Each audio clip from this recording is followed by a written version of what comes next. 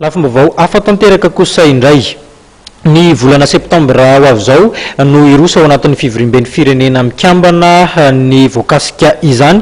Anisany hojerena ao anatin'izany moa ary tanjona apetraka ny fampandrosoana maharitra izay asolo ny OMD ny tanjon'ny taonarivo fahatelo ho an'ny fampandrosoana ihany koa. Tafiditra ao anatin'ity fanomanana ny fivoriana goavana ity ilay fivoriana ny tanterahana ny herinandro ity zany tany Addis Abeba Ethiopia tany. Arahantsika ny sary.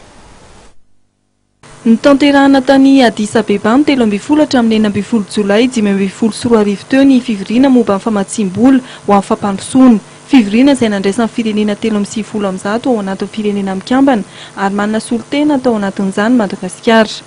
Nakatoavina tao anatin'ny fivoriana ny fepetra amin'ny fanatanterahana ny tanjona ho amin'ny fampandrosoana maharitra. Fepetra zato no napetraka ao amin'ny fandaranasany Addis Abeba araka ny taritra nataon'ny mpandridra ny serasera eo niveau firenena mikambana eto Madagasikara. Mesura zato ireo zany hoe fepetra zato niraisina zany dia mahakasika an'ireo voatonontonon'ireo zany hoe aiza ny loharanom-bola hoentina mampandroso ny firenena tsirairay avy amin'izao fotoana izao moa zany ny crise financière dia tsy ny firenena andalam-pandrosoana ihany no tratra fa firenena matanjaka ihany koa dia miatrika an'izany atao hoe crise financière zany.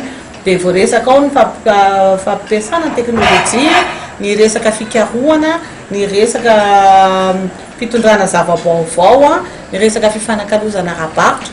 Anisan'ny teboka vaovao misongadina ao anatin'ny fandaranasany Addis Abeba ny fampiroboroboana ny fahazoana famatsim-bola ho an'ny orinasa madinika sy salatsalany ary ny fametrahana paikady adina amin'ny tsy fanananasan'ny tanora ary ny fanatanterahana hatramin'ny taona 2024 ny dina iraisam-pirenena momba ny asa izay napetraky ny OIT.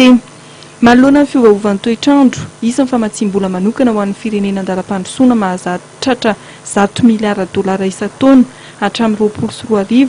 Ho an'ny Madagasikara manokana zany dia ny mpitondra zany no mametraka ny paikady hoentina mampandroso ary raha ohatra tsika zany ka hoe mbola betsaka ny zavatra tratrary natao aorianan'ny OMD dia tokony mametraka zany paikady vaovao indray hoentina miatrika an'ilay ODD. No marian'ny mpandridra ny serasera eo anivon'ny firenena mikambana eto Madagasikara fa ny mpitondra no mamaritra ny paikady ho amin'ny fampandrosoana tandrifon'ny fireneny.